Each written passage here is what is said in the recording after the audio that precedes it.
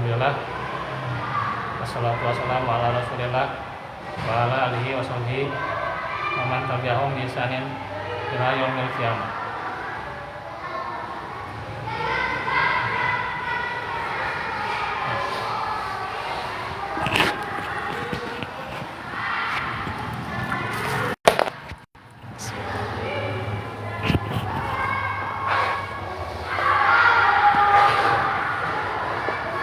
Asyhadu an la ilaha illallah wahdahu la syarikalah wa asyhadu anna Muhammadan abduhu wa rasuluh alladzi la nabiyya ba'dah.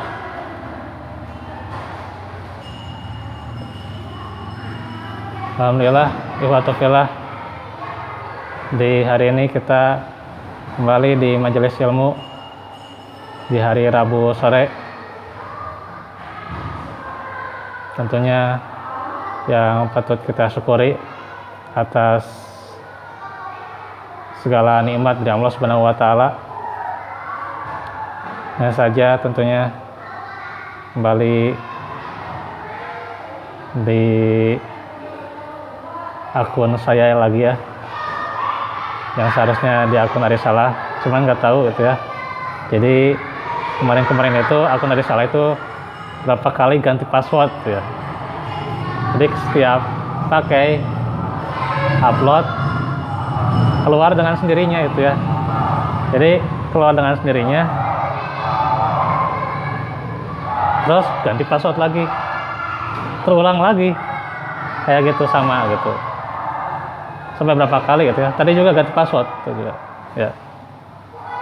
Kayaknya sekarang ganti password lagi ya, Arisalah ya. Ya emang udah sekian kali gitu ya, di blok gitu ya. Gak tahu itunya, nah ngeri teuing Arisalah teh gitunya, Facebookna gitunya. Jadi keblok terus gitu teuing. Nah ini jadi sementara jadi pakai akun saya dulu ya gitu. Nanti kalau Arisalahnya itu Facebooknya udah sembuh gitu ya, insya Allah bisa dipakai lagi itu ya. Karena itu paling cuman buat upload, terus nge-share juga agak susah itu. Nge-share ke grup itu agak susah gitu ya. Jadi biasanya nge-share pakai akun saya itu biasanya ya.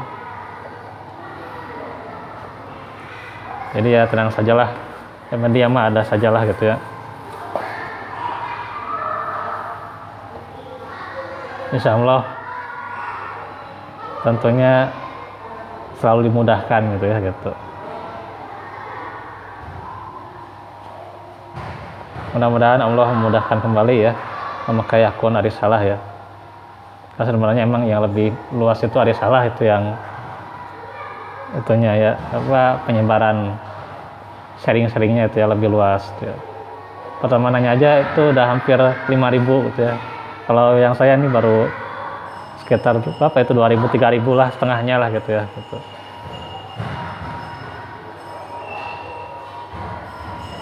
Dan memang banyak peminatnya Arisalah itu. Ya mungkin karena kiriman ngeri pisan gitunya gitu, ngeri teuing gitu lah. Jadi keblok terus gitu. Teuing sahan ngeblok. Itu. Saya mah tidak mau kecampur ya gitu. Nanti coba ini ke yang bisa lah gitu ya. Mudah-mudahan bisa lah diperbaiki gitu ya gitu. Oke, langsung saja kita tidak panjang lebar ya. Kita sudah masuk ayat 54 ya. Di penjelasan tafsir As-Sa'di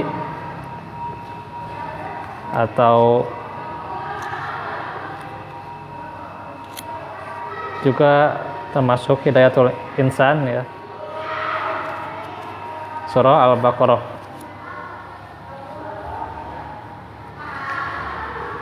Jadi ini udah halaman 127.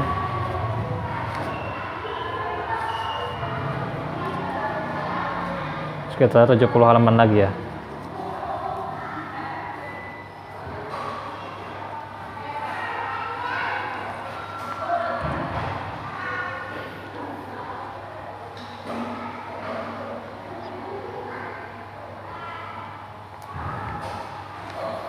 Allah Ta'ala berfirman, A'udzubillahi minasyaitonirrajim.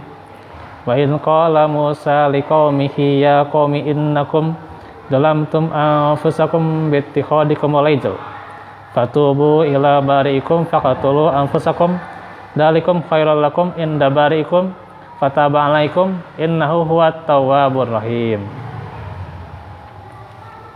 Dan ingatlah ketika Musa berkata kepada kaumnya, wahai kaumku, kamu benar-benar telah menzalimi dirimu sendiri dengan menjadikan patung anak sapi sebagai sesembahan.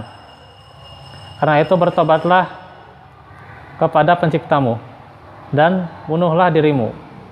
Itulah yang lebih baik bagimu di sisi penciptamu. Dia akan menerima tobatmu. Sungguh dialah yang maha penerima tobat, maha penyayang. Jadi setelah Allah menyebutkan anugerah-anugerah, di sini disebutkan bagaimana diselamatkan dari Firaun, ya. Kemudian juga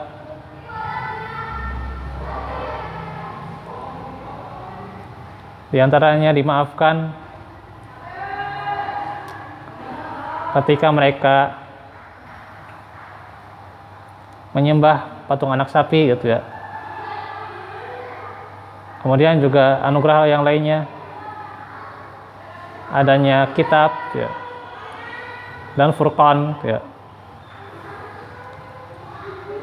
Kemudian juga diberi kabar bahwa agar mengingat peringatan yang pernah diberikan oleh Musa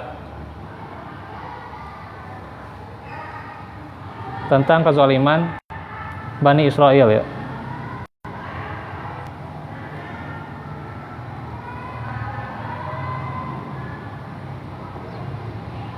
Jadi bagaimana kezaliman Bani Israel yang telah dilakukan dengan menjadikan patung anak sapi, ya, sebagai apa? Sebagai sembahan, ya. Maka setelah itu perintah Allah agar mereka bertaubat pada Allah, ya, dan membunuh diri, itu. Nah, ini bunuh diri sini adalah saling membunuh, ya, gitu. Jadi saling bunuh di antara mereka, itu, ya, gitu. Sehingga disebutkan dalam sejumlah tafsir, ya, termasuk juga di Ibnu Katsir, bagaimana mereka itu menjalani hukumannya dengan membunuh diri. Maksudnya membunuh di antara mereka, ya, bukan bunuh diri sendiri, ya, gitu. Ya, misalnya kelompok si A bunuh kelompok si C, kelompok si C bunuh kelompok si B, gitu. Itu yang dikatakan dalam Ibnu Katsir, ya, gitu.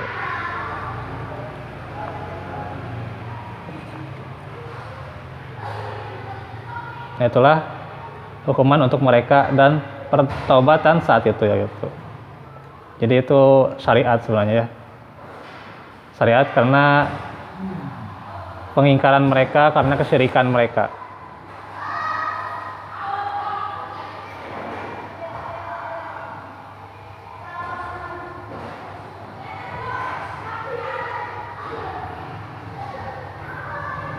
Nah, itu yang paling kuatnya, ya.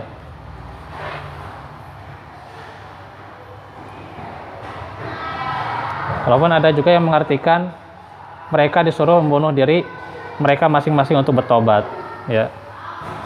Tapi kalau mayoritas jumhur yang saya baca itu bukan membunuh dirinya sendiri, ya, tapi membunuh di antara mereka, gitu. Bisa dibaca nanti di banyak rujukan, ya, gitu. Di tafsir As-Sa'di Ya, ini yang kita pelajari juga, dan juga di tafsir Hidayatul Insan Ibnu Katsir ya, Ibnu Jarir ya, banyak lagi ya gitu. Terjemahnya juga sudah ada ya gitu. Bisa lihat bahasa Arabnya gitu ya. Jadi terjemahnya saja gitu. Nah ini bagaimana dikatakan juga, nih saya cek dulu ya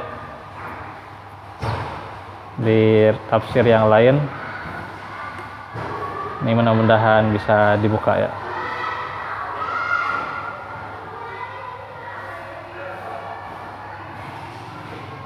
Agak lambat ya. Nah,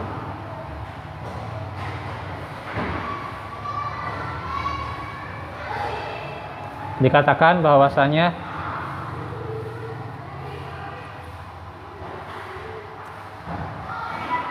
yaitu fatubu ila barikum faqtulu anfusakum ya. Dalikum khairul lakum. Nah, itu lebih baik ya. Maksudnya lebih baik itu daripada mereka kekal di neraka selama-lamanya karena perbuatan kesyirikan mereka ya. Jadi daripada mereka kekal di neraka karena syirik ya, ya mending mereka tobat ya. Hanya saja di sini diberi syarat tobatnya dengan membunuh di antara kalian ya. Itu syariat dahulu ya gitu. Zaman sekarang nggak bisa kayak gitu ya gitu. Pidosaeun gitunya. Saya mah pidosaeun gitunya, jalemina maksiat wae bunuh diri ya. Itu biasanya. Justru dengan bunuh diri itu menambah masalah gitunya. Bukan selesai masalah, menambah masalah gitu ya gitu. Nah, inilah yang dikatakan dalam tafsir ya.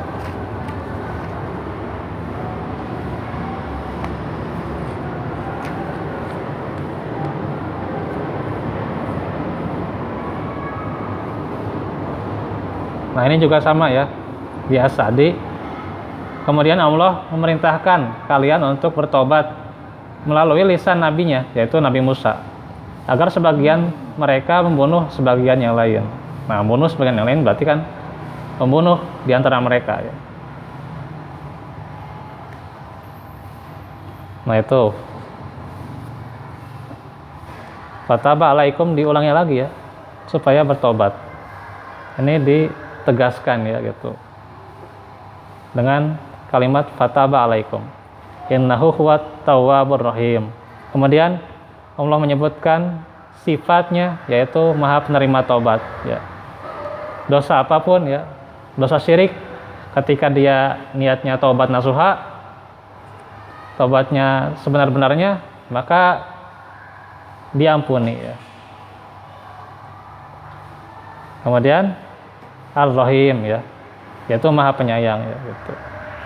Karena itu Allah memberikan petunjuk ini, memberikan syariat ini kepada mereka, itu adalah kasih sayang Allah Subhanahu wa taala. Nah, di sini kita bisa ambil faedah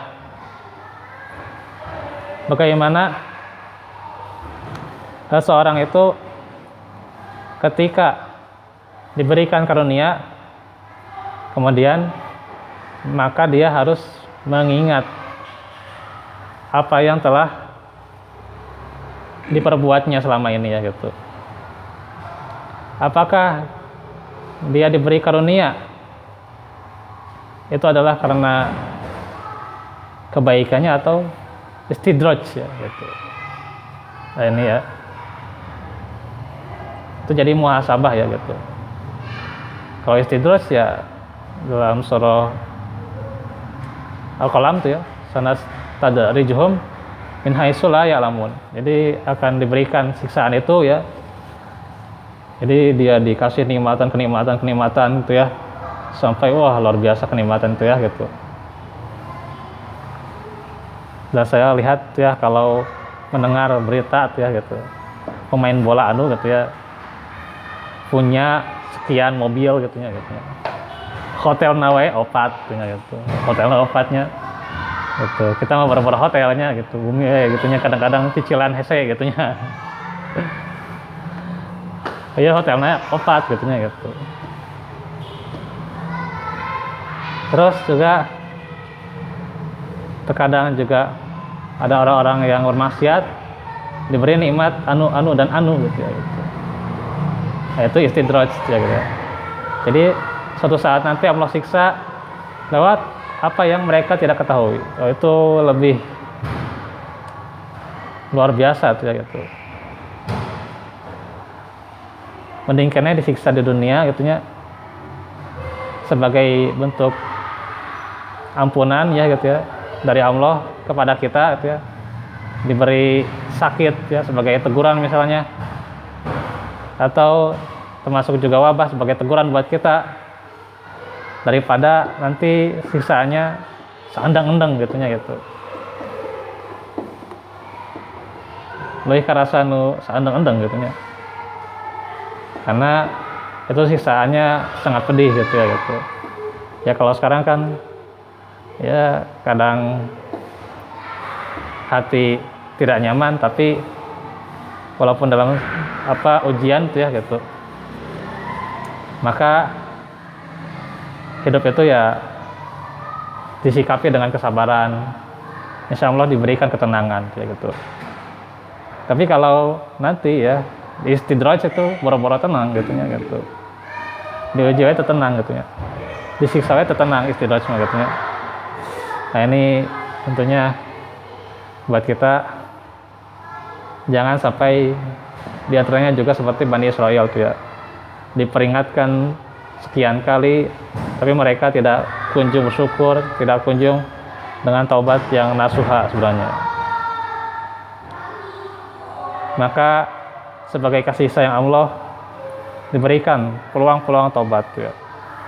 Nah mereka juga diberikan peluang-peluang taubat.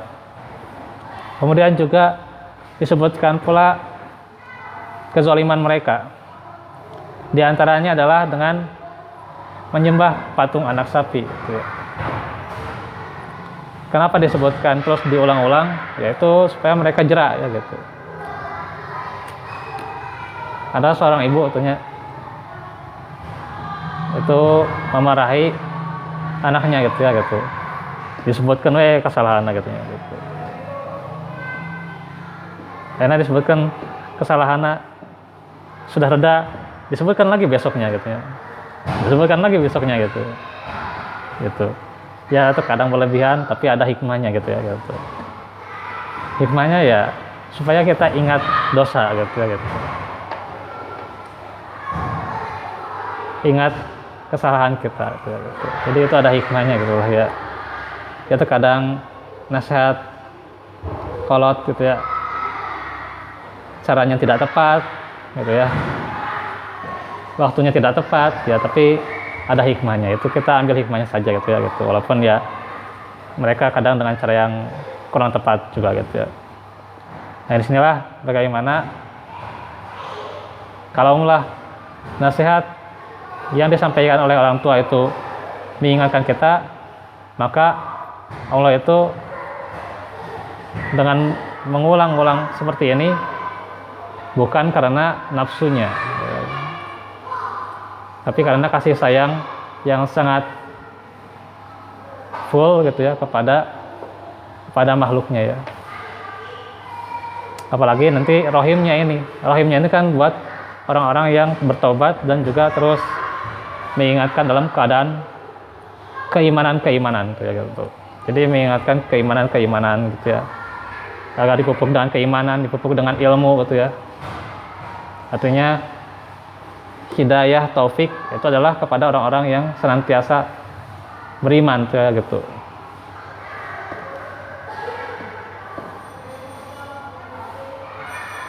Nah itu. Kemudian juga disebutkan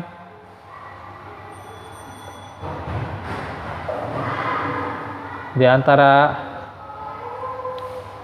faedahnya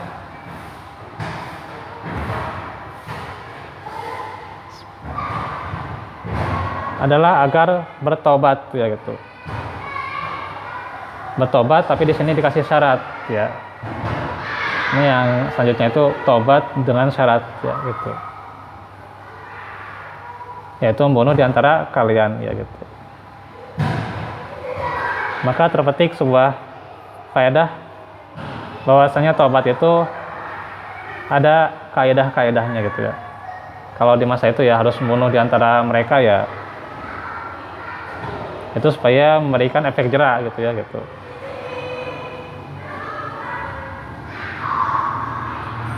Itulah yang terbaik sebenarnya gitu kan. Itu yang lebih baik daripada mereka kekal di neraka. Karena itulah taubat ya. Seseorang di masa Nabi ya, taubatnya ia ingin dirajam sampai meninggal ya. Itulah lebih baik ya, daripada kekal di neraka. Seperti itulah gitu ya. Karena dia berzina gitu ya gitu. Itu juga lebih baik gitu ya. Ketika dia ingin tobat dengan cara seperti itu ya gitu. Itu kan ada syarat juga. Karena kan di antara syarat tobat yang pertama dalam Riyadhus Shalihin itu adalah ikhlas gitu ya gitu. Kemudian juga dia an-nadam ya, tidak mengulangi gitu ya. Kemudian juga dia beristighfar ya, minta ampun kepada Allah. Kemudian juga kalau ada hutang gitu ya atau apa gitu ya yang dizolimi, benda yang diambil harus dikembalikan gitu ya. Ada hutang harus dibayar gitu ya gitu. Jadi itu syarat taubat ya. Termasuk juga kalau ada konsekuensi yang harus dipenuhi ya, seperti rajam, kisos ya, itu harus dipenuhi gitu ya. Gitu. Sebagai rangka pertaubatan gitu. Hukuman di dunia itu lebih mending ya gitu. Daripada hukuman di akhirat ya seandang-andang dan juga sangat pedih gitu ya. Adabun alim tuh ya. Kemudian juga dikatakan diulang lagi, fatabalaikum ya. Bertobatlah kalian ya. Ini supaya memberikan benar-benar tarhib ya. Agar terus mereka bertobat ya. Karena ya tobat itu nggak cukup sesekali itu saja. Terus menerus tobat itu kan. Bahkan seorang yang bertakwa itu bukanlah orang yang bersih daripada dosa itu ya. Gitu. Ayah nuduh dia bersih daripada dosa. Kata ayahnya gitu. Seseorang merasa tidak berdosa saja itu sudah berdosa gitu. Karena kesombongannya, keagulannya ya, ketajubannya kepada dirinya sendiri gitu ya gitu. Nah, itu sudah berdosa sebenarnya gitu. Maka kita yang penuh dengan dosa ini ya harus terus-menerus taubat lah gitu. Itulah sifat seorang hamba ya. Wabil asharihum yastaghfirun, kan terus di waktu-waktu yang ijabah kita beristighfar, di antaranya waktu sahur tuh ya gitu. Jadi terus beristighfar tuh ya gitu. Dia mengingat Allah, kemudian dia lantas beristighfar ya. Dan dia tidak mengulangi kesalahannya. Itulah sifat orang-orang yang bertakwa. Dan yang terakhir di sini adalah bagaimana disebutkan Allah Maha penerima tobat, Maha penyayang. Ini memotivasi kita untuk terus senantiasa memperbaiki diri ya. Senantiasa memotivasi diri gitu ya.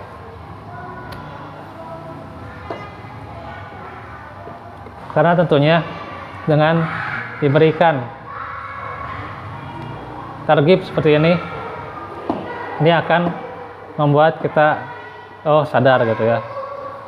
Dan juga kita tidak merasa lemah ya terhadap kesalahan-kesalahan kita. Karena kita sadar Allah menerima taubat ya. Allah Maha penyayang pada kita. Memberikan taufik ya. Nah, ini menjadi semangat buat kita gitu ya. Agar terus memperbaiki diri tentunya ya. Nah, itu saja dahulu yang bisa disampaikan. Insyaallah nanti hari Selasa depan kita lanjut lagi tentang pembahasan doa-doa ya. Wa'alaikum warahmatullahi wabarakatuh. Rabbana atina fid dunya hasanah wa fil akhirati hasanah wa qina azabannar. Rabbana atina min ladunka rahmah wa hayyi lana min amrina rasyada.